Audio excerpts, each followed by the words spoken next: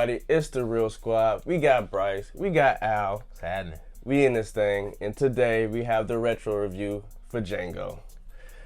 Definitely didn't want to have to do this. Yes, sir. I know. We put the poll up, but you guys chose Django, so... Slave movie for Black History Month. Come on, y'all. We got to do better. We got to do better. But, yeah, so it's not going to be a complete breakdown of the movie. We're just going to do some highlights, things that we like, things that we remember, and things we learned upon rewatch. So, without further ado, let's get into the review. All right, first up, the star of the movie, Jamie Foxx. He wasn't the initial choice to play Django. What? Could you guess who was? Who was the first choice? Let's see. Who would be the first choice for a Quentin Tarantino movie? Who turned down The Matrix? Your boy. Slap-a-rama, huh? Yeah, Will Smith was the first choice to play Django. Crazy enough, he turned down the role because he felt that Christoph Waltz's character was more so the main character, and he was playing second fiddle. Turned down another movie, huh? Will Smith. And it's crazy because if he would have been directed by Quentin, that probably would have been, it would have still been just as good. Because I know Will Smith got it, even though he just dropped his slave movie. I don't know what it's called.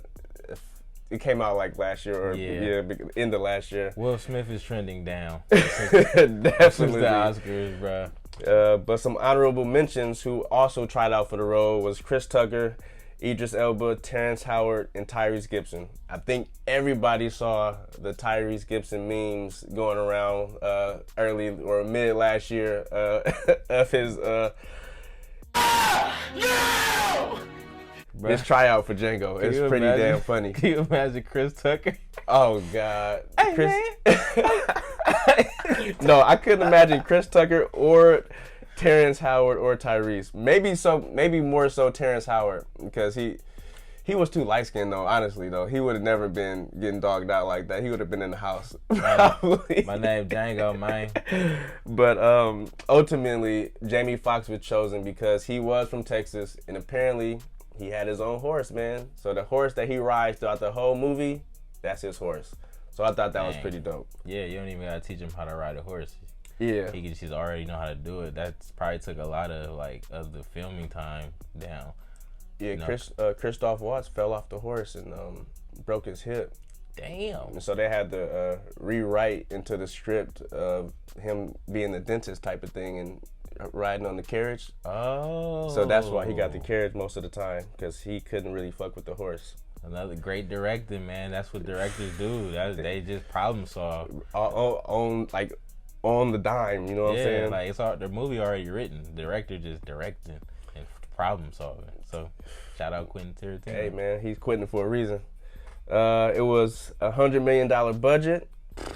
That was Quentin Tarantino's highest budget film. I didn't know that. That's crazy. Thought Kill Bill might have been his highest budget, but of course, the slave movie.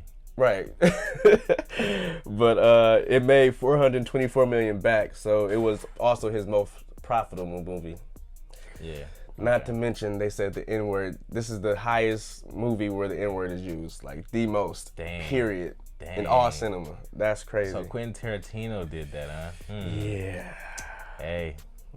Sometimes you gotta do it for the art, man. I get it. It's crazy. Like the fact that I was popping out of this was insane. Okay. But getting into the movie, how the intro, you know how you have like the words and stuff like that, who's directing and the art design and casting director, all that is shot cinematic. It's not like a black screen with just words. It's literally terrain, and I think you follow Django as he's like, being transported somewhere, but it's interesting. Like, it makes the movie fun to look at. You don't gotta just look at words on the screen. Yeah. Quentin Tarantino always has a unique way of filming that I'm sure we appreciate. All his movies have, they're a bit over the top, but it's like a part of how he films things. Like, it's to exaggerate what he's really trying to say so that you really grasp it. Yeah, so I definitely felt that in the beginning. I knew we was in for a show.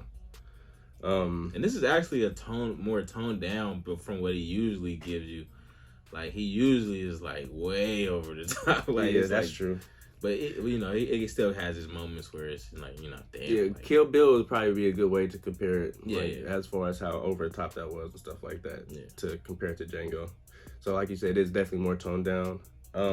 That's what brings me to a good point of shooting on site instead of making everything CGI and just using sets. Makes a difference. Oh my gosh, bro. It's such a beautiful movie. It looks so good. It gave me the, even though it came out later, it had big Hateful Eight vibes, you know? So, and I like that a lot.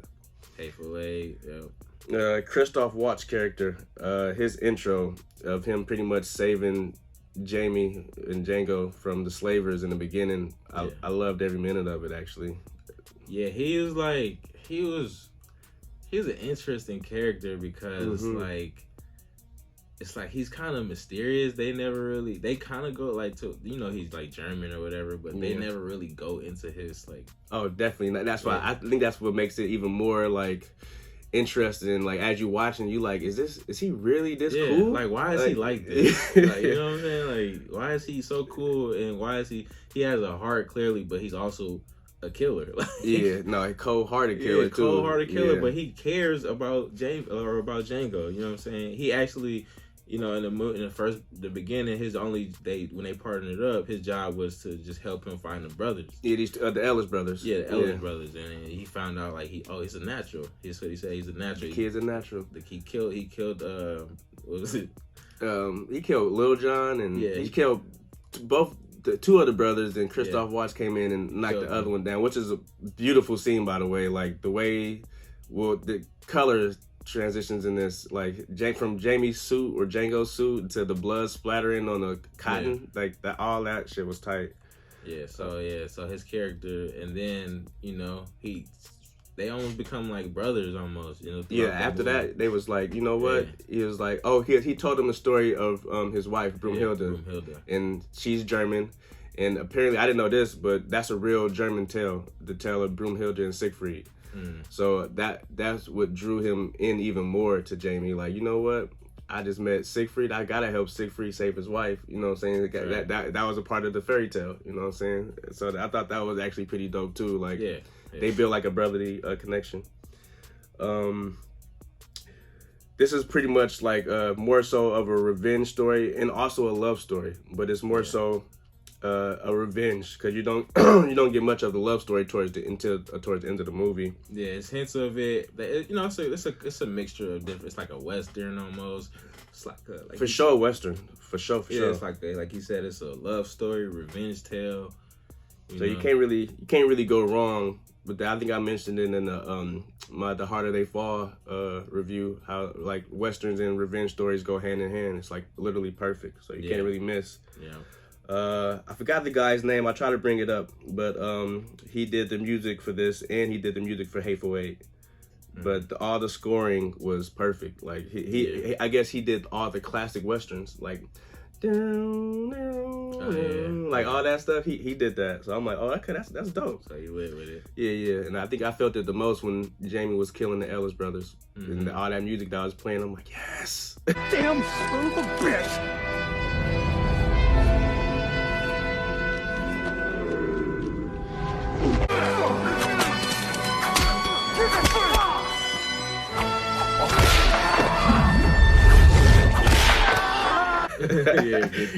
He was whipping one of them. I love that. First he shot the dude with the I guess he had Bible, Bible scriptures on his chest.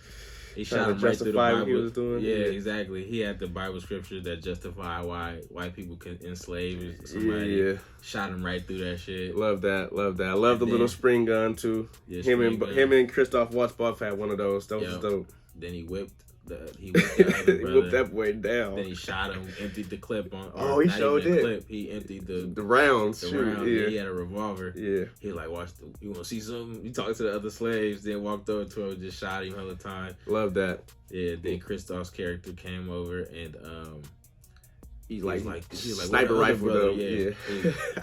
Ended him. Then that's when he was talking about the blood splatter. The blood splatter. It was so beautiful, bro. Everything worked hand in hand.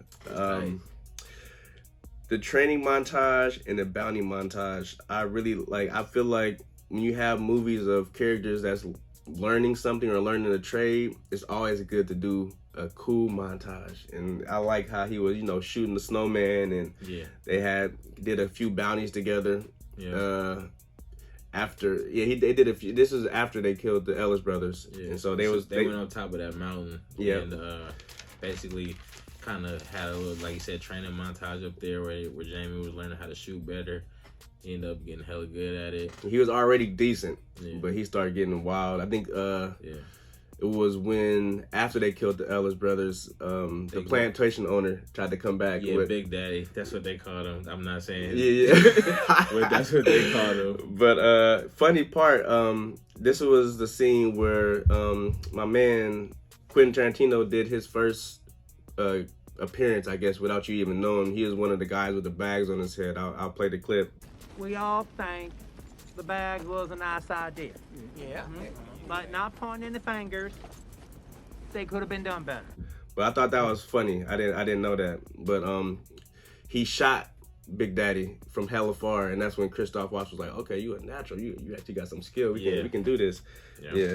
So I actually I really like that part. And this is where we get to Candyland, and we meet Calvin. Oh my goodness, dude. Man. Wild ass name for a plantation. Calvin. Oh my gosh. Candyland. Calvin in Candyland. Leo apparently wasn't the first choice. Quentin Tarantino did not say who he wanted to play him at first, but I think rumor had it was supposed to be my man John Travolta. Oh damn. It probably could have worked because he got some good acting chops on him too. I think, but at the time he was kind of low key at the time. Oh no, he said he was too old. I think he wanted somebody younger. Okay. Yeah, he said when he thought about actors, he never really think about their age, just what they did. And so he said when it came down to it, he was like, oh damn. But he never actually clarified, so don't quote me on that. But this is where Jamie had to play a black slaver, and everybody knows, I guess, well, at the time, I didn't know, but black slavers obviously are worse than the house slave. You know what I'm saying? So, and that's something that was hard for him to do. But when he had to play that second role in the movie, he was killing it, dude. Yeah. And the introduction to Leo's character, Calvin. The Mandingo fight? It set you up to show you what type of dude you dealing with, right?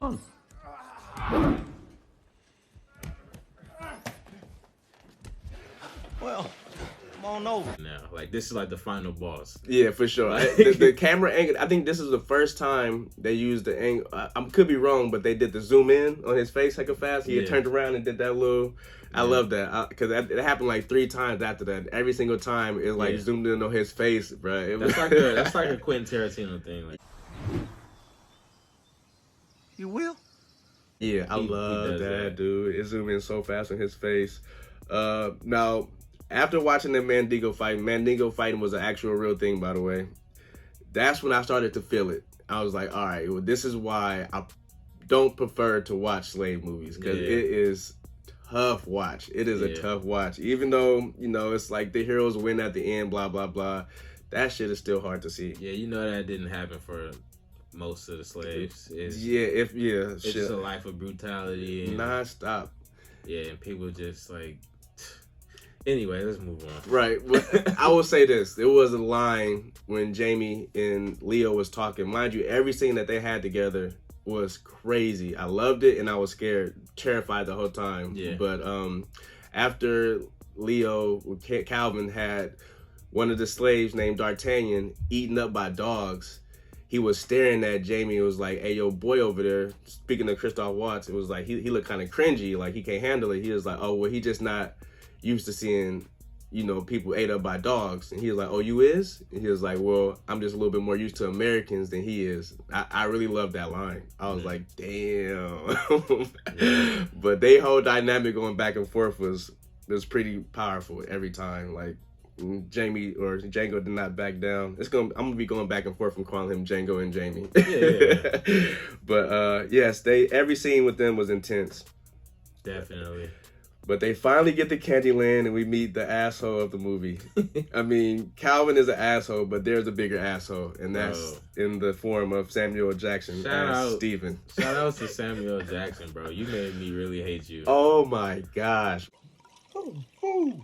Don't hold me, bitch. You know what I'm talking about. At the table? Bruh. That's hard to do. This is my least favorite. I will watch Snakes on the Plane 1,000,000 times if I have to watch this boy Steven act the fool at Candyland. Oh my god, bro. He was so disrespectful. Oh man. I'll try to pull up a couple of clips, bro, but man, live action Uncle Ruckus for sure. The real deal Uncle Ruckus, man. That hurt, man. He did not like Jamie. He did not like him on that horse. He was arguing and going back and forth with Calvin. You know what I'm saying? I guess being cheeky and stuff like that back in the day, they actually thought that shit was funny. You know, they took that shit for jokes and stuff like that. So I thought that was funny. But damn, man. Shit. Samuel Jackson, you were an asshole, but you did your thing, and obviously we hated you. You did what you're supposed to do. But this is another point I wanted to bring up about that black dude D'Artagnan that Calvin had ate up by the dogs. Towards the end, right before Christoph Waltz kills him, he lets him know, like, you know, that slave that you named D'Artagnan was based off the Three Musketeers. You must like literature. He was like, oh yeah, for sure. He was like, Alexander Dumas. I wonder what he would have thought about that whole situation. Soft-hearted Frenchie. Alexandre Dumas is black. He was like, what, a soft Frenchie? He was like, you know, he was a black man. I'm like, oh.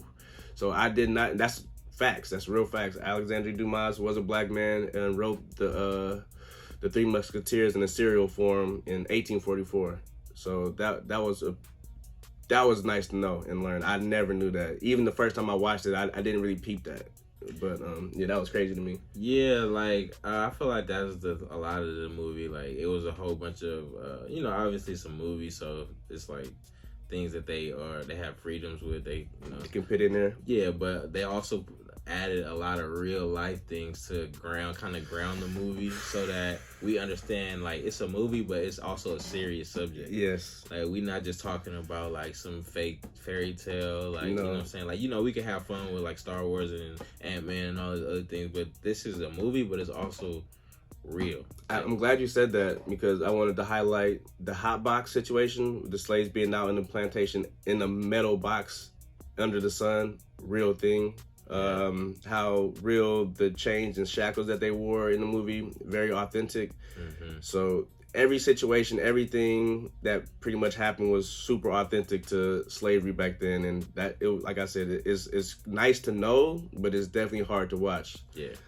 For us, it's like, you know, like when we decided we was gonna do the Black History Month episode, I was like, bro, just no slave movies.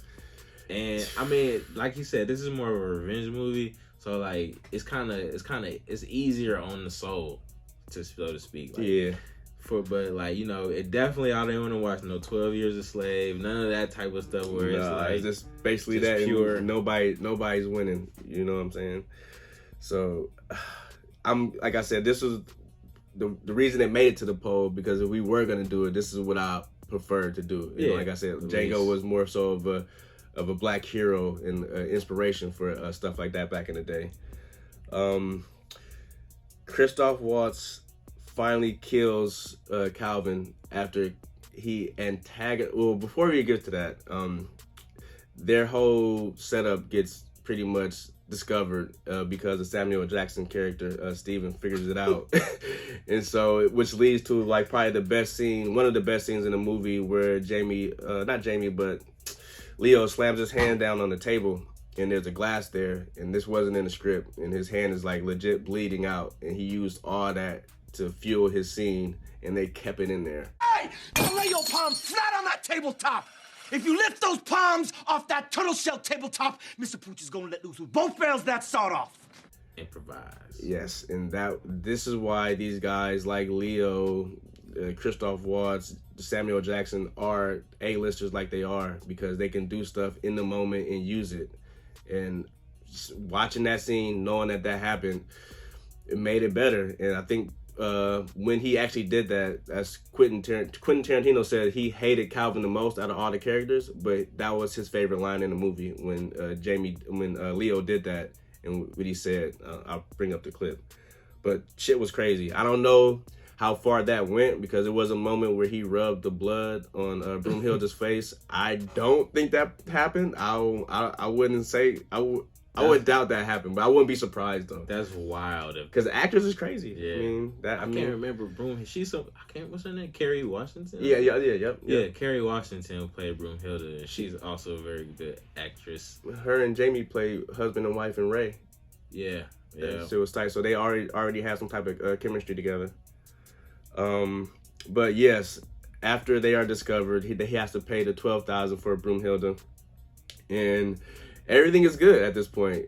But Calvin Candy insisted on a handshake to seal the deal, and this is what put Christoph Waltz, because mind you, the whole time after they figured everything out, he's having flashbacks of D'Artagnan getting ate by the dog because you know he's into literature, and so that was bothering him the whole time, and so him being antagonized to shake Calvin's hand pretty much pushed him over the top. Yeah, and he shot that boy. He apologized and everything. He's like, well, if you insist. If you insist.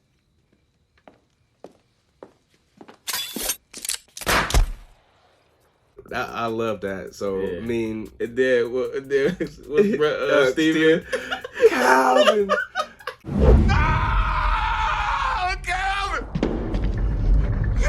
Calvin, no, the way he ran over the dead Calvin was like you just shot his son, bruh. I was so mad, but I couldn't help but laugh. Bro, once again, bro, that was so funny, bro. It was funny, bro. The acting was to a point. It was hella funny. But highlights after that part was, Jamie Django obviously goes on a killing spree really quickly and gets caught. Then classic Quentin Tarantino killing spree too, blood everywhere. I don't know if I can show that many clips, but yes, he gets caught again, and this is where you see the second cameo from Quentin Tarantino, who he plays a different slaver, and he's pretty stupid, and he gets convinced to let Django go because Django convinces them like, oh, there's some bounties back there. We can all work together. I'm not no slave. I'm a bounty hunter. And then he goes talks to the other slaves like, did he walk in or come in on a horse with a white dude? And they're like, yep. He ain't no slaver. He a bounty hunter. And that's what pushed his story over the top. And they released him. As soon as they released him, gave him his guns, immediately killed him. Love that. And I think Quentin had a bag full of dynamite. He shot the dynamite and just blew him all the way up. That was funny. That was tight. But he goes back to Candyland, and this is where you get the second satisfying death with Steven. He shoot him in his kneecaps and pretty much blows the house up with Steven inside as he is just yelling out racial slurs the entire time. He wasn't going out. Oh, you know what? This was cool, though. This reminded me of a scene that they took out of Game of Thrones. It was a guy in Game of Thrones who acted hella crippled all the time, but when behind closed door, he would stand straight up and just be chilling. Mm-hmm. As soon as Jamie came back and killed everybody, and it was just him and Steven dropped that cane and stood straight up and walked straight towards him. I'm like, oh my God.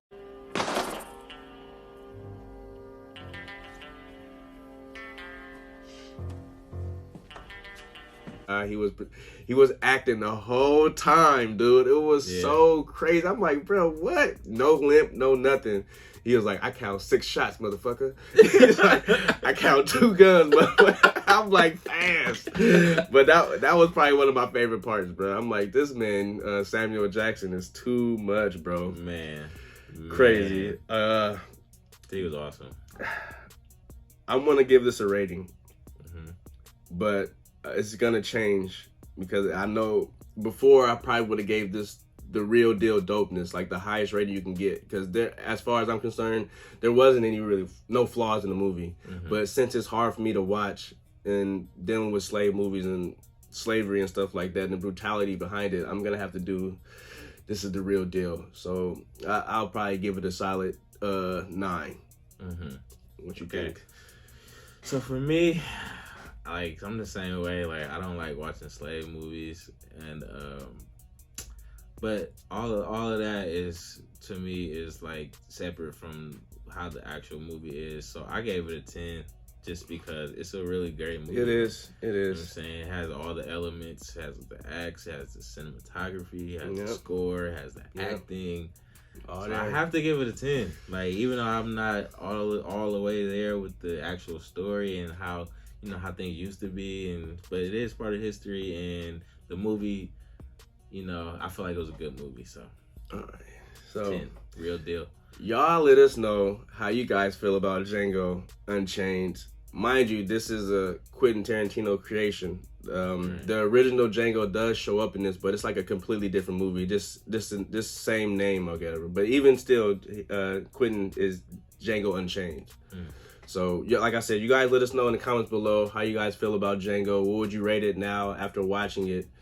And yeah, we'll be bringing up more retro reviews. This was special because, like I said, it's Black History Month. We wanted to do something for that. But you guys, you know, keep your eyes open because we got Cocaine Bear coming out this weekend. So we're probably going to knock that out sometime next week. Anything you want to leave them off with? You know, we still got a little time with Black History Month. If y'all want to go throw out some black directors that we can maybe go and we can watch. Drop some facts or whatever, and if y'all want us to discuss something, we can have some discussions too. It don't always got to be about a movie or a show. Yeah, exactly. So like, we'd love to have just some regular discussions, like something like this. Well, we're not really diving directly into the movie, but we're just discussing it. Yeah. But like I said, we appreciate you guys for showing up. Keep those subs coming. If you're new here, please hit that like button. And it's been real with the Real Squad.